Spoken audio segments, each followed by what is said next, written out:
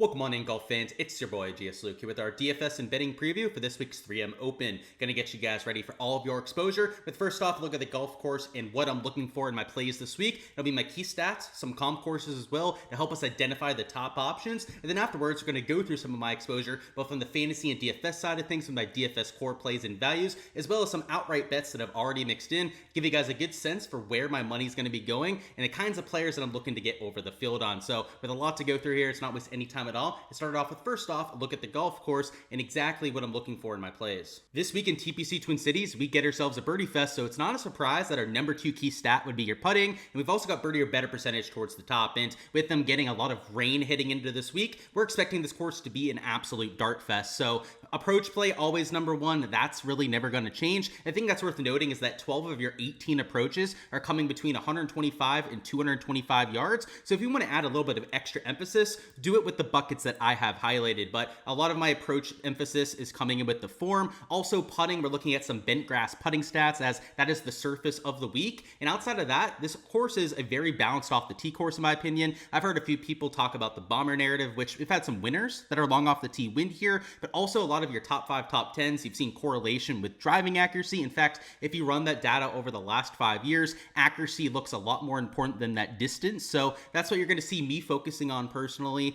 Not to say that bombers won't make their way in, but I want my guys to be accurate off the tee too. Around the green has been sneaky important here as well. In fact, if you take a look at the last 3 seasons, around the green has been the second most important stat, so you can't completely ignore that one. And then our comp courses, we've got 3 that make sense. All have bent grass agronomy, and while the greens might be a little different than the pure bent grass that we have this week, all 3 you get low winning scores at, and that you don't have to be a bomber to win. So I think it's a very balanced course. It's really more about putting and making birdies than anything, especially when you have a winning score, the 20 plus under par range. So though some ball strikers are typically who we're picking on for their core plays, it's going to be a little bit more of a putting focus at this event. Our first core play is going to be Max Greyserman at $9,300, who I took to win at 30-1. And if we're looking at the modeling, he's a quintessential play this week, one that I think will get some ownership in DFS as a result, but he's the kind of play that I've been looking for at this event for the last month or so, because the form has been there. He's been chalk even in some major championship level fields, which hasn't necessarily paid off, hence why I don't think that he's at that $10,000 price tag, hence why I don't think he's going to be 30% owned this week, because if he was coming in with form, everyone would be using Greyserman. And the first thing to note is that last year he nearly won this thing towards the last 3 or 4 holes,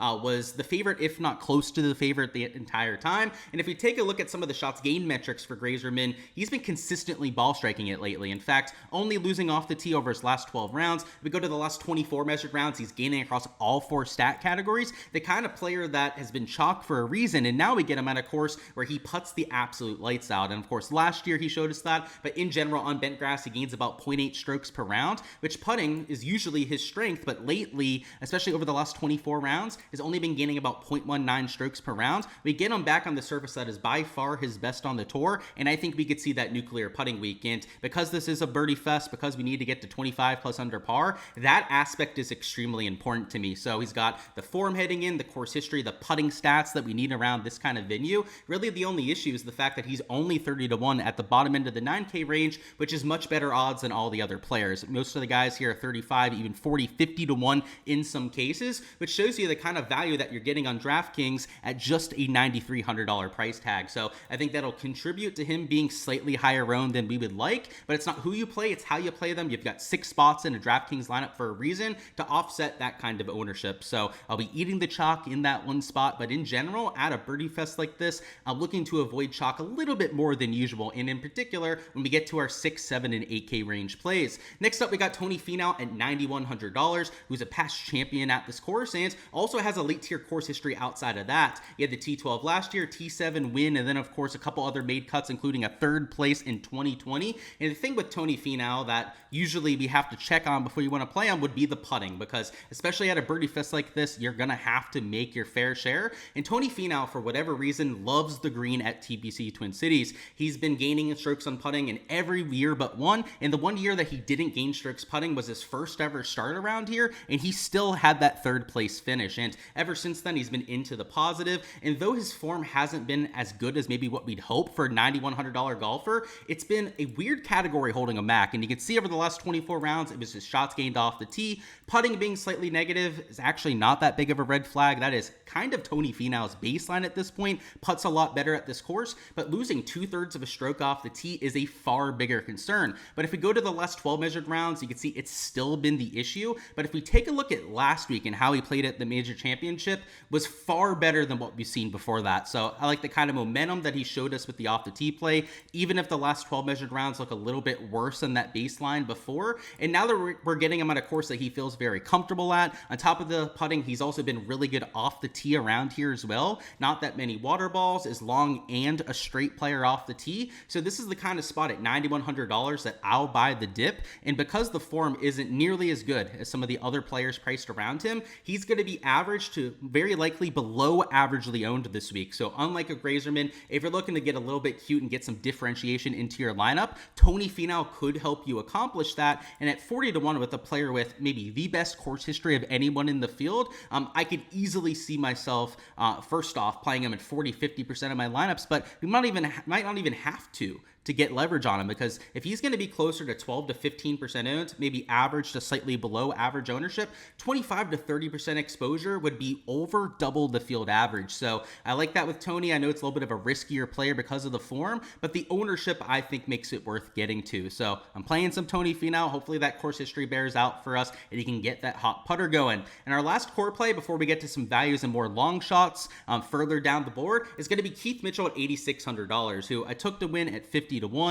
He's a little bit of a meme to bet to win, but I think if he's going to do it, it's at this kind of track where he's also got that elite tier course history. So he finished in 46 last year. I guess that's not what we're hoping for, but 2 fifth place finishes in a row and then had that missed cut in 2020. And just like a Tony Finau, he's been electric on the greens at TPC Twin Cities. For whatever reason, these greens are the ones that he puts the best out of any on the PGA Tour. So if you're telling me we're getting the long and straight driver with Keith Mitchell, maybe the best driver of anyone in this field, also a player that's been electric with the irons all year. He's a top 25 birdie or better percentage player. All of that I love at a birdie fest, and it's the course where he has found magic when it comes to getting putts to drop. So 50-1, I guess I thought the number was worth taking. He's closer to 45-1 on a lot of other books, but more importantly in DFS, I think he's a better DFS play than he is an outright bet, because I can't see him being the chalk in this range. You've got Michael Thorbjornsen, Emiliano Grillo that I've heard talked up like 10 times already, and it's just still early on a Monday.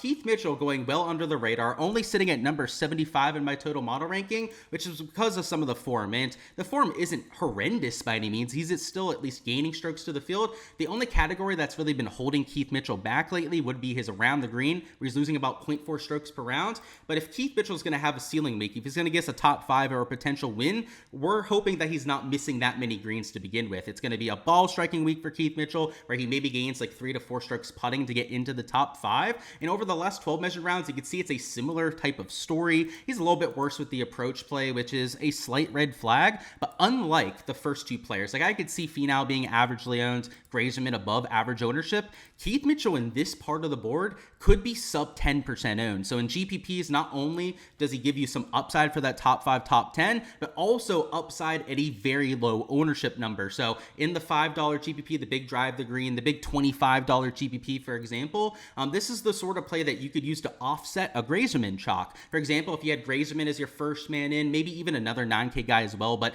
your third, maybe your second man in is a Keith Mitchell at $8,600, that's going to give you a lot of flexibility ownership-wise to play somebody that's getting a little bit more steam. So the form with Keith Mitchell, by the way, is also why he's probably going to be a little bit overlooked. T50, T44 cut over his last 3 starts is really not going to draw any eyeballs, and if he's going to go under the radar, then I'll make it the week that I'm getting over the field on him. He's not the kind of guy that you want to play as chalk, bombs a lot more than other players, but as a high upside GPP play is usually a pretty good option there. Before we talk about our value plays, do want to go through where you can find these sheets for yourself. That of course would be on my Patreon page. page. So if you guys want to check out the Patreon, check out the description. There's a link to it down there. The Golf DFS tier is how you get access to these sheets. And for $15 a month, you get access to every single main slate piece of content that I post, as well as all the showdown for rounds 2 through 4. So we've got this for the main slate. It's got recent form, event history, shots gained metrics for everyone on the field. Of course, on the modeling tab, you can also see my exact custom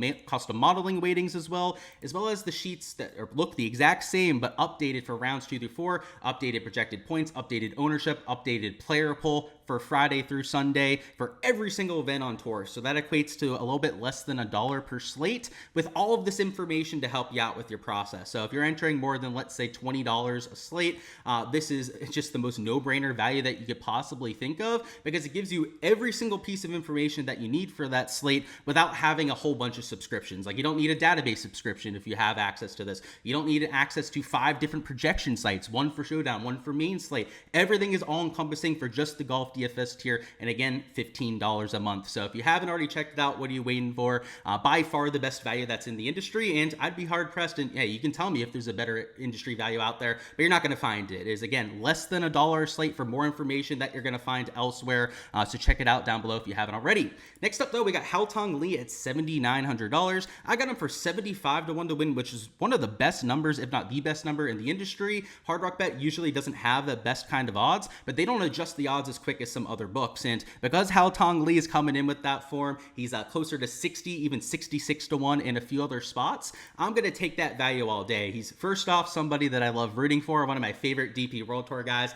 Was really rooting him on against Scotty on that Sunday. But he's the kind of guy who's streaky as hell. I mean, this is the kind of player that will finish top 5, top 10 for 3-4 weeks in a row. And for evidence of that, look about a month and a half to 2 months ago on the DP World Tour. He had like top 5, top 10, win, top 5, top 10. And he'll fall off. He'll start to miss a few cuts, and you kind of want to avoid him when that's the case. But you're not going to find any better semblance of form for Hao-Tong than finishing it in the top 5 at a major championship. Like, that is just the best performance that we've ever seen from him in his career. I know he's won 4 or 5 times on the DP World Tour, but that top 5 means a whole lot more to me than any of those wins that he's shown us before. So you're telling me we're getting an informed Hao-Tong Li, who was number 1 in the field through 3 rounds in shots gained to ball striking. I can't imagine he fell too far off on Sunday. I don't know his exact ranking after the 4th round, though. We'll assume top 5 shots gained to ball striking in the strongest field that we have in all of golf. So that's why I'm so bullish on his chances. And he's only $7,900, and he fits this golf course to a T. I mean, we want a player that's decent on bent grass.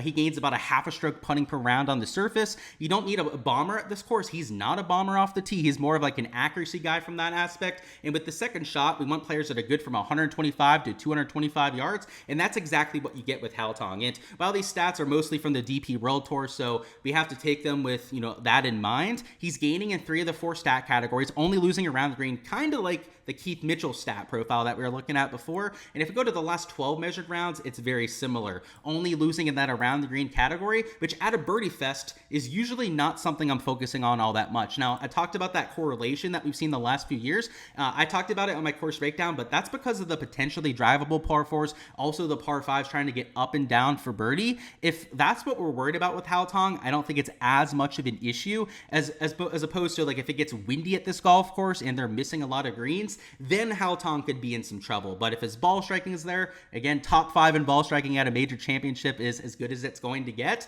then I really, really like his chances going forward. And I think the ownership will be there, but guys like a Cameron Champ, I think will take some of that away. Past champion Lee Hodges, maybe even a few of the other informed players that you have in the middle to the top end of the 7K range are going to take away at least enough ownership, I'm hoping, to where Hao-Tong's not like 15% owned. Because if we're getting him at closer to 10 to 12%, that will still be a little bit over the average ownership in this range, but something that I'm very comfortable getting over the field on. So my guy Long Dong Hao-Tong, as I call him, Chinese SpongeBob as well, a few nicknames that we have for him. Let's see if he can keep that hot hand going. Next up, we've got Cameron Davis at $7,100, which if you're looking for a modeling play, this is not it. This is a pure upside play. This is a pure golf course fit play in Cameron Davis. We need guys that can make a whole lot of birdies, birdie or better percentage, right? Our number 3 key stats, and he's got that more than just about anyone. In fact, for the year, he's top 15 in birdie or better percentage, and that's despite him not playing really well at all.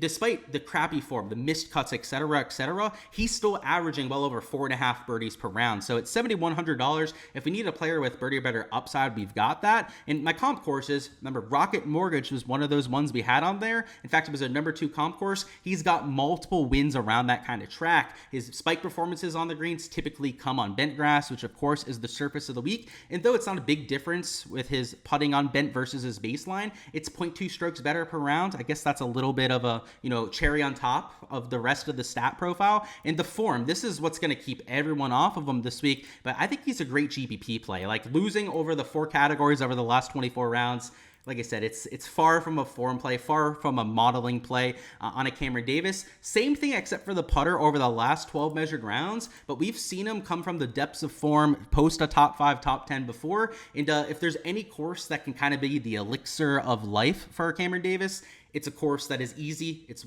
relatively wide open off the tee. Just don't hit it in the water, of course. That's the main thing you have to do around this course. And he could find himself towards that top 5, top 10. So not going to be using him in single entries. I would avoid him like the plague in cash. I wouldn't be placing like a top 20 stand play, conviction play from the placement perspective. But like a top 10, top 5 bet, or even the outright exposure or GPP exposure that we have there, I want him in markets where the upside matters, where if he ends up having a good week ball striking, that you can capture that potential top performance. And then lastly, we've got Thriston Lawrence at $6,900. I'm betting him at 150 to 1, and I thought it was just a disrespectful number. I know that he was a really hot commodity over the last few weeks with the Links Golf, which makes sense given his history there. In fact, I fell for the bait a little bit on a Thriston Lawrence, but most people that played him are not going to go back now. Historically, right, he's shown up at those DP World Tour style courses, but this golf course is a sneaky good course fit for him. He's the player who's long and accurate off the tee. He's a high birdie or better percentage player as well. And over the last 24 and last 12 measured rounds, he's still playing some damn good golf. So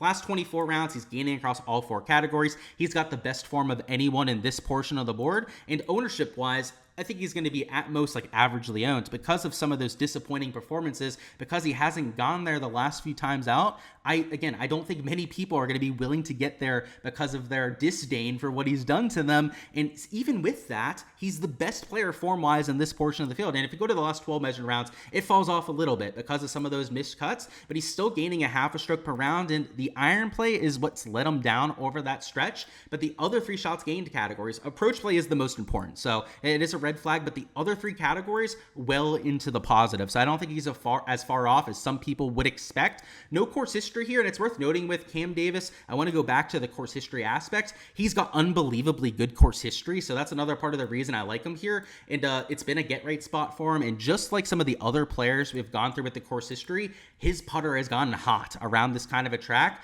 Thriston Lawrence has only played here once, and he did miss the cut last year, which will hopefully keep the ownership non-existent. So I like Thriston Lawrence with his upside, kind of like a Cam Davis. I wouldn't touch him in a cash lineup. I wouldn't touch him in your big dollar single entry with a 10-foot pull. But in the right sort of markets, like outrights, top 5, top 10s, or the GPPs, these guys have infinitely more upside than a lot of the other guys around them. And for example, like there are players in this range that have better form, that are modeling better for me this week, but their chances of finishing top 5, top 10 might be 2 to 3 times lower than some of these higher upside, wider range of outcome sort of players. So those are the kind of guys that I'm trying to use in my large field 150 max pool, because to beat a contest of 25 to 50,000 other entries, you're going to have the absolute nuts. You're going to need that guy who finishes top 5 and makes 25 birdies, maybe even close to 30 birdies at a golf course like this. And Cam Davis, Thriston are the aggressive sort of guys that are capable of doing so. Alrighty guys, that's all I've got for the DFS and betting breakdown. Go ahead, smash that like button if you guys haven't already, and also comment down below who you've got winning this golf tournament for a chance to earn a free month on my Patreon page. And as long as you guys get the winner, you will get that access to the Patreon. So go ahead, claim your player before anyone else steals them, because because on a first come, first serve basis, a lot of the top names are going to go quickly. But that's all I've got, guys. Best of luck with everything that you're going with, whether it's with the contest or any of your exposure this week in large field GPPs or from the outright bet perspective. I hope that we can cash out, make this one a profitable one,